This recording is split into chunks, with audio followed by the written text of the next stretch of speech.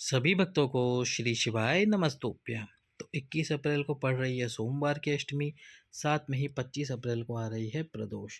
तो सोमवार की अष्टमी के दिन और प्रदोष के दिन या तो सोमवार अष्टमी या प्रदोष के दिन आपको करना चाहिए ये उपाय। क्या करना है आपको और किस प्रकार से करना है ये उपाय, पूरा उपाय हम वीडियो में समझाने को प्रयास करेंगे। गुरुजी ने साथ ही में 3 नए उपायों का वर्णन किया है।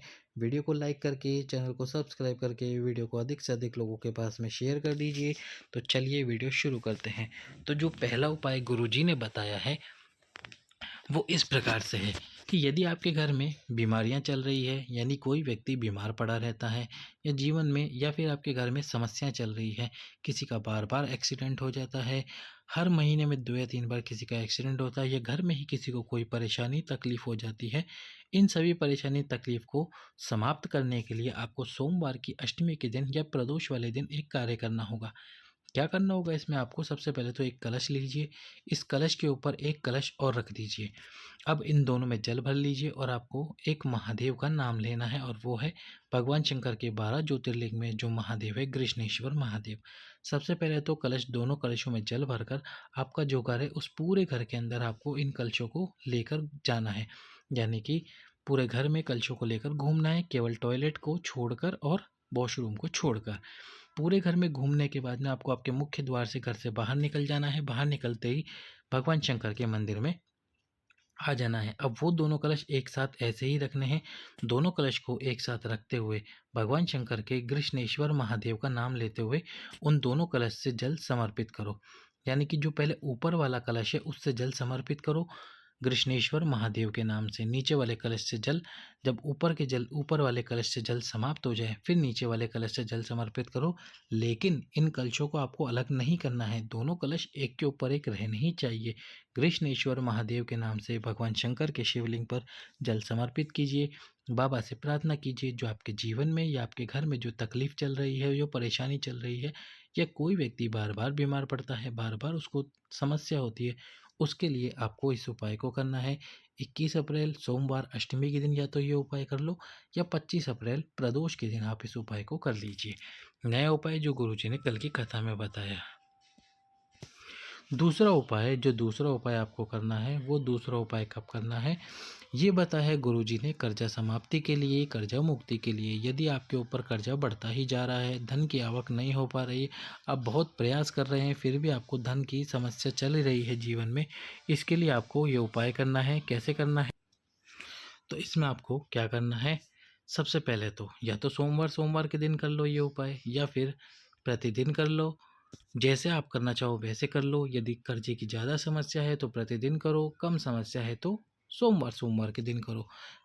करना है आपको बटकेश्वर महादेव के नाम से। कौन से महादेव?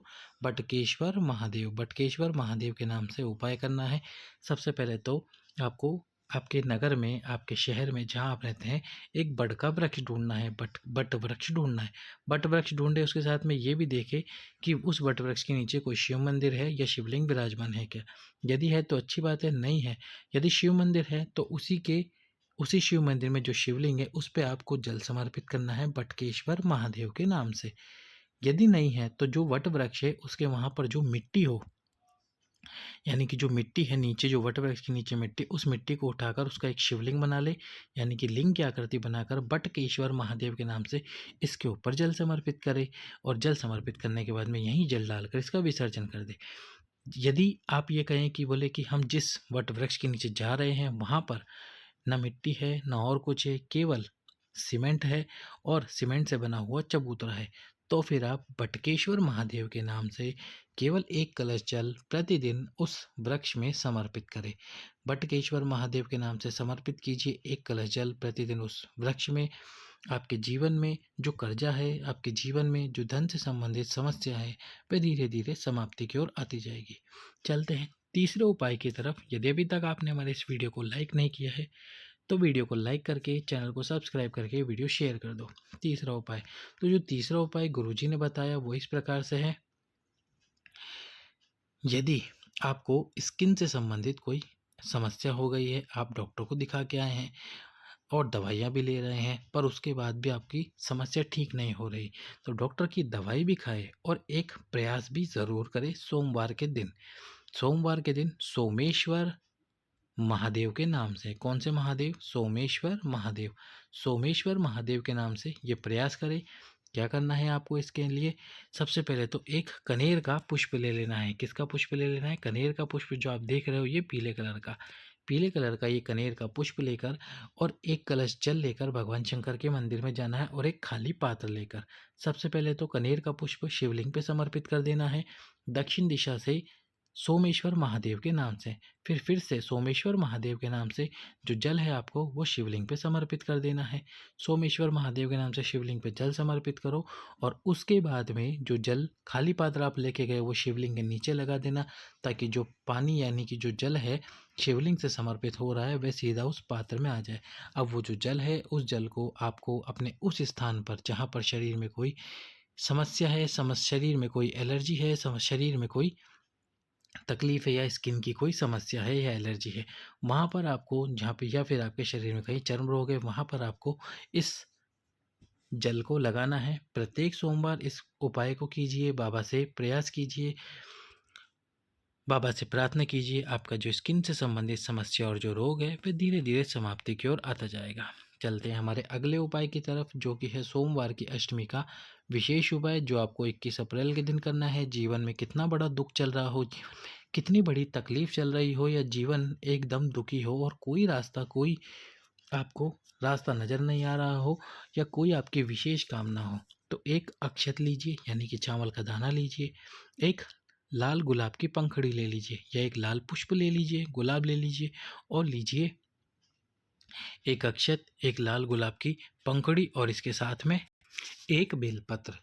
एक अक्षत, एक बेलपत्र और इसके साथ ही एक लाल गुलाब लेकर माँ मालिनी, माँ गौरा और माँ आद्य शक्ति, ये 3 नाम लेने हैं। कौन से लेने हैं? माँ मालिनी, माँ गौरा और माँ आद्य शक्ति, ये तीनों नाम लेकर तीनों वस्तुएं, अक्षत, बेलपत्र और लाल पुष्प, भगवान शंकर के शिवलिंग में जो माता अशोक सुंदरी का स्थान है, आप सभी जानते हैं कि जो बीच में मोटी सी लाइन है ये माता अशोक सुंदरी का स्थान है, इस स्थान पर समर्पित कर दीजिए सोमवार की अष्टमी के दिन।